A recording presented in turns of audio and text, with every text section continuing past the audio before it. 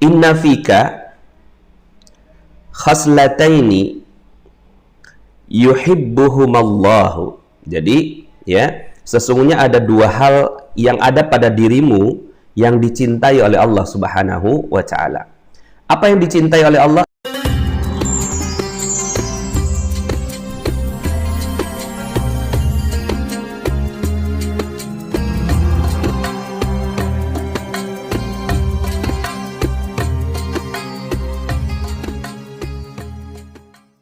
Kita baca basmalah dulu ya. Semoga dengan ilmu yang kita dapat hari ini Allah Subhanahu wa taala mudahkan kita untuk melaksanakannya ya. Kita baca Al-Fatihah juga ya. Semoga terkirim buat keluarga kita, orang tua kita, anak-anak kita, cucu-cucu kita ya, suami istri kita ya. Al-hadhihniyah wa la kulli niyatin shalih. Al-Fatihah. A'udzubillahi minasyaitonirrajim. Bismillahirrahmanirrahim. Alhamdulillahirabbil alamin. Arrahmanirrahim. Maliki yaumiddin. Iyyaka na'budu wa iyyaka nasta'in. Ihdinas siratal mustaqim. Siratal ladzina an'amta 'alaihim ghairil maghdubi 'alaihim waladdallin. Amin. Amin amin. Ya rabbal alamin. Oke, kita langsung masuk ke quote di iPad ya. Oh, mohon maaf ini belum. Ya, ini dia ya. Ya.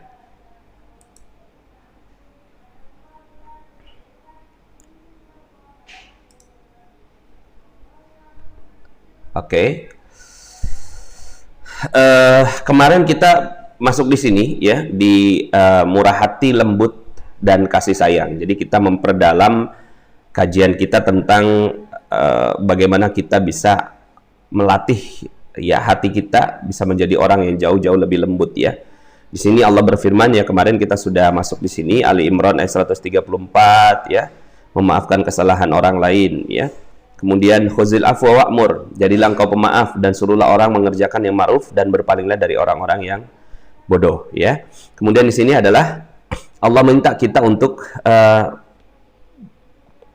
membalas dengan cara yang lebih baik. Pasti ada cara yang lebih baik ya untuk kita membalas manusia ya.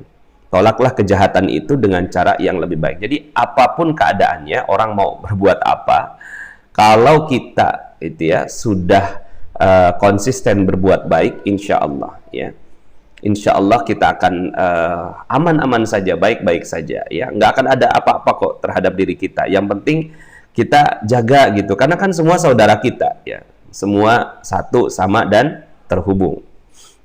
Kemudian ini walaman sabara wa ghafara inna dzalika lamin azmil umur.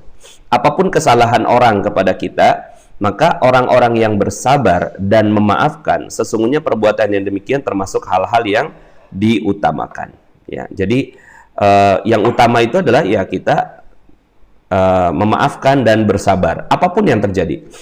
Memang nggak enak sih, kadang-kadang nggak enak gitu, kok kita harus maafin orang yang udah ngambil uang 300 juta gitu kan, kita ditipu, ditelikung gitu ya. Tapi ya mau gimana lagi, perintah Allahnya begitu. Teman-teman sambil ngopi ya, udah pada ngopi belum ya? Bismillah.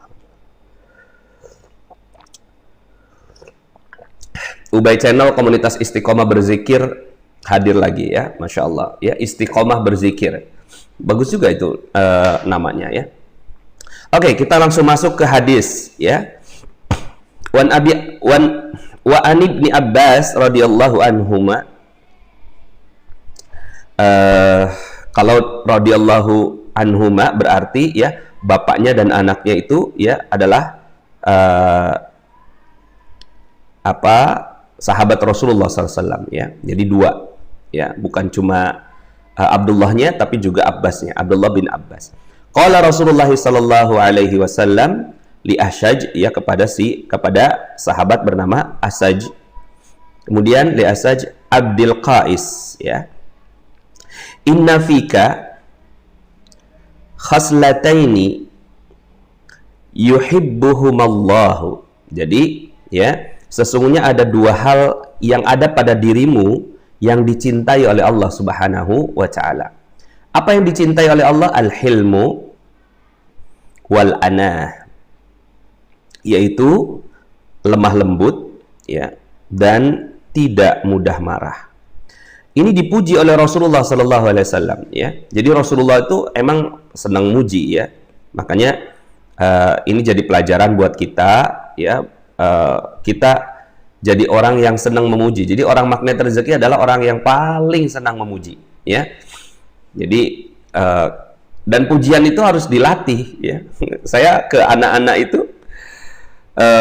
kalau pas lagi pada beranteman kayak gitu, ya, biasa namanya anak-anak. Itu udah saya bilang, ayo kita masuk ke sesi saling memuji, gitu. Farha puji Fathia, ya. Fathia puji Farha, Fadila puji Fahima, Fahima puji Fadila, gitu. Jadi saling memuji. Dan itu dilatih di sekolah kita juga di Khairul Razikin, ya. Itu anak-anak dilatih memuji, dan itu langsung pada adem kalau udah saling memuji tuh. Kalau udah saling memuji. Nah, dari mana? Ya dari ini, ya. Bagaimana Rasulullah Sallallahu Alaihi Wasallam itu suka memuji orang lain. Nah, jadi di sini boleh memuji orang di hadapannya selama tidak menjadikannya sombong, ya. Jadi ya jangan sampai juga akhirnya ketika kita memuji orang itu, ya. Jadi kita lihat-lihat orang gitu. Kalau ini orang kayaknya kalau saya puji ini nggak sampai akhirnya nggak terlalu dia jadi sombong dan seterusnya, ya.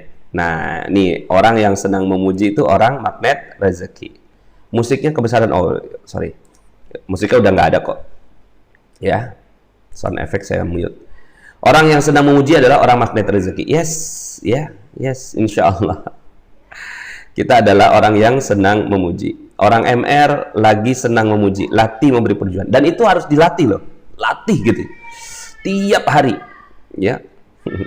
Sambil minum shake. Waduh, saya juga minumnya shake kalau pagi-pagi. Ya. Oke, ya. Jadi Masya Allah belajar memuji. Nah, ketika kita belajar memuji ini, ya, dan percaya saya, itu kalau nggak dilatih, itu dia skill, ya. Memuji itu skill. Nah, yang dipuji apa oleh Rasulullah SAW? Jadi ada dua topik, yaitu kaitannya dengan hati beliau yang lemah lembut dan tidak mudah marah. Nah, akhirnya yang harus kita lakukan apa? Ya udah, yuk sama-sama kita contoh tuh, gitu kan. Orang lain mungkin kita mau ngejar siapa? Mau ngejar ulama ahli tafsir, nggak kekejar, ya. Ya, belajarnya lama, mau ngejar Profesor Quraisy Shihab misalnya, gitu kan. Siapa lagi gitu kan, kita kenal satu orang gitu ya, yang pokoknya tuh kita salut banget sama dia, akhirnya kita jadiin teladan gitu ya. Udah kita mau ngejar tuh gitu, itu nggak kekejar, ya, nggak kekejar. Ya, nggak kekejar.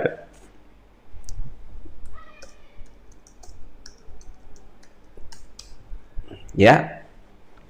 Tapi kita bisa mengejar dengan apa? Dengan hati yang lemah lembut.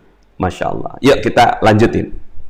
Wa an Aisyah radhiyallahu anha qalat qala Rasulullah sallallahu alaihi wasallam innallaha rafiqun, sesungguhnya Allah maha lembut, ya, yuhibbur rifq, dan menyukai kelembutan, fil amri kullih, ya. Jadi Allah itu lembut, maha lembut, menyukai kelembutan, ya, dalam segala hal. Jadi memang ya mau gimana lagi, emang mesti lembut. Jadi kalau ada yang kasar gitu, keras gitu, apa sih yang dicari gitu? Ya, nggak ada.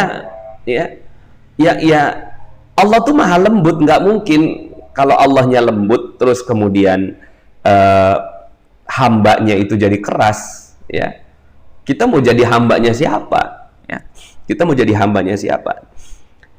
Masih ingat nggak materi garis kebenaran, ya? Materi garis kebenaran itu kan kaitannya dengan saya salah, orang lain yang benar gitu. Nah, kalau orang lain yang benar, kita yang salah, terus kita mau keras-kerasan apa sama orang gitu? Udah nggak bisa gitu, ya. Jadi ilmu di magnet rezeki itu dia berkelindan untuk membantu kita memahami hadis Rasulullah SAW dan akhirnya menerapkannya, ya. Kita ditipu, dijatuhi, disakiti gitu, ya. Seorang istri yang tidak diberi nafkah gitu kan, suami main game aja gitu kan, dia main gaple, ya. Sekarang masih ada nggak yang main gaple? Sekarang mah bukan main gaple, main game, gitu kan? Itu teman-teman ya. Saya tuh nggak tahu ya, kok bisa gitu loh, menikmati game tembak-tembakan itu, terus kemudian orangnya mati, darahnya muncrat gitu. Saya nggak habis pikir ya, kok ada gitu orang yang menikmati game seperti itu gitu. Itu Masya Allah ya. Kalau ada yang seperti itu, aduh, segera bertobatlah, segera berhenti ya. Karena nggak mungkin, akhirnya kita dilatih untuk menjadi orang yang sadis kan gitu. Kita dilatih untuk menjadi orang yang sadis. Itu pendidikannya Dajjal itu. Dajjal lagi mendidik umat dengan main game ya. Nah, mudah-mudahan ya. Jadi anjuran untuk bersikap lemah lembut karena sikap tersebut mengutamakan kasih sayang dan kemudahan sehingga dapat menimbulkan, nah ini dia, keakraban dan kesatuan hati. Nah, ingat kan? Yang juga diajarkan di magnet rezeki itu adalah apa? Doktrinnya, ya doktrinnya. Jadi doktrin ya. Satu sama terhubung, ya. Satu sama dan terhubung. Ya. Kita memang maunya jadi satu sama dan terhubung. Nah, kalau seandainya kita nggak lemah lembut, itu gimana kita bisa menyatukan hati? Jadi menyatukan hati itu tidak ada cara lain kecuali dengan kelembutan hati, ya. Jadi ada satu hadis Rasulullah, ayat Allah Subhanahu wa taala, "Fabima rahmatin minallahi linta lahum, walau kunta faddan ghalidhal qalbi lam faddu min haulik." Atas rahmat Allah lah kalian berlaku lemah lembut. Oke, saya masukkan ayatnya, bagus nih, ya. Fabima rahmatin minallahi linta lahum. Surat 3 ya, ayat 159. Fabima rahmatin minallahi linta lahum. Walau kunta faddan ghalidhal qalbi lam faddu min haulik. Nah, ini dia ya. Saya bacakan ya supaya nikmat kita. Fabima rahmatin minallahi linta lahum. ولو كنت فظا غليظ القلب لانفضوا من حولك فاعف عنهم واستغفر لهم وشاورهم في الأمر فإذا عزمت فتوكل على الله إن الله يحب المتوكلين. Maka disebabkan rahmat dari Allah lah kamu berlaku lemah lembut terhadap mereka. Sekiranya kamu bersikap keras lagi berhati kasar, tentulah mereka menjauhkan diri dari sekelilingmu. Ini berlaku untuk siapa? Untuk semua. Untuk anak kita, kalau kita berlaku keras, itu anak pasti pergi. Ya, perginya gimana? Ya pergi hatinya. Ya sampai akhirnya fisiknya, akhirnya dia broken home gitu kan. Ya, kepada anak buah kita, ya, kepada sahabat, kepada kerabat gitu ya, semua ya, udah nggak ada, pokoknya kepada siapa ya, kepada semua ya. Nanti ada yang tanya gitu tuh, Pak Nas, terus gimana nanti kalau seandainya terjadi peperangan? Rasulullah SAW ya, itu terjadi perang Badar, perang Uhud. Nah itu dia, kenapa perangnya yang besar-besarkan sejarahnya ya, kenapa yang dibesar-besarkan tuh sejarah perang? Itu saya juga nggak ngerti ya, kenapa kok diajarkannya tuh sejarah perangnya gitu loh ya, yang kayak gini-gininya tuh jarang diajarkan gitu loh kepada anak-anak gitu ya. Harusnya kan ini yang kuat diajarkan, ayo lemah lembut, bersahabat gitu. Tapi yang diajarkan itu bagaimana keras gitu kan, al-wala wal bara. Iya betul, al-wala wal bara itu kaitannya dengan akidah gitu. Tapi kalau kaitannya dengan muamalah gitu ya, kaitannya dengan kita berhubungan dengan manusia, ya harus diajarkan begini. Itu pun ya, perang yang dilakukan oleh Rasulullah SAW itu kan kalau udah keadaan sangat-sangat terpaksa sekali gitu kan, emang begitu? Iya kan, perintahnya ada ya, perintahnya ada, baca Quran, jangan setengah-setengah, jangan sebelah-sebelah. Tapi bagaimana dengan ayat ini ya, bagaimana dengan perintah-perintah untuk menjadi lemah lembut? Di sini ada disebutkan fa'fu anhum maka maafkan mereka. Jadi diulang-ulangi kata-kata fa'fu anhum itu, ya. Kemudian itu diulang banyak kali di dalam Al-Qur'an. Nanti saya buka lagi ya literaturnya. Berapa kali Allah nyuruh kita untuk memaafkan orang lain? Banyak sekali, di banyak tempat gitu ya. Untuk memaafkan orang, maafin. Lebih kurang kayak gitulah. Allah tuh kalau kita buka Quran, maafin lagi gitu. Ya mau gimana lagi? Maafkan semua orang. Ya apapun yang terjadi. Walaupun mereka sudah berbuat apa-apa Pak Nas, ya maafin gitu. Maafkan. Ada satu kisah, ini saya ini dapatkan dari Gus Baha gitu ya. Mungkin teman-teman ada yang mulai menikmati kajian-kajiannya Gus Baha ya, karena sebelum ini gitu ya, kajian Gus Baha itu bahasanya bahasa Jawa, jadi saya nggak ngerti gitu kan. Tapi alhamdulillahnya banyak yang mulai mengartikan gitu. Gus Baha itu dijadikan bahasanya bahasa Indonesia. Gitu. Nah, jadi Gus Baha itu ya menceritakan tentang Gus Dur, ya, tentang Gus Dur. Ya, waktu itu ada ya yang seorang ulama yang datang ke ulama yang lain, kiai datang ke kiai yang lain gitu kan. Oh, ngomongin tentang bukan kiai kali ya, mungkin seseorang datang ke seorang kiai gitu di Jawa Timur. Kemudian 1 jam tuh ngomongin tentang Gus Dur gitu, Abdurrahman Wahid, Kiai Haji Abdurrahman Wahid, ya mantan presiden Indonesia gitu kan. Wah, dia bicarakan 1 jam gitu kan.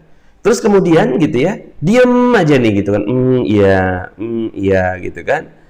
Iya gitu, kiai ini tuh ya. Terus kemudian akhirnya ya itu Gus Baha atau apa gitu ya, itu nunggu gitu, ini apa nih yang mau dilakukan sama kiai ini gitu kan ya, karena 1 jam ngomongin tentang Gus Dur. Setelah 1 jam ya, gimana menurut kiai? Oh iya nggak apa-apa gitu kan ya, nggak apa-apa. Terus kemudian sekarang saya menunggu kamu ya 1 jam bercerita tentang seorang pendeta dan jelek-jelekin di depan saya tunggu sekarang gitu. Itu tuh sampai orang itu langsung nangis gitu ya, langsung nangis di depan kiai karena dia bisa ngomongin seorang muslim gitu ya 1 jam gitu ya, bahkan kiai gitu 1 jam dibicarain gitu kan. Tapi ketika kita bicarakan tentang ya pendeta atau apalah, pokoknya itu disebutnya pendeta gitu ya, itu kita nggak bisa gitu.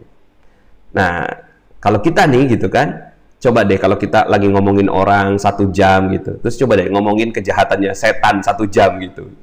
Jadi mesti adil kita gitu. Jadi ada orang yang berbuat salah kepada kita. Makanya ini kaitannya juga dengan quote kita yang pertama tuh ya, yaitu apa namanya, satu kesalahan di mata manusia itu bisa menutup semua kebaikannya. Tapi di mata Allah satu kebaikan menutup semua kesalahan.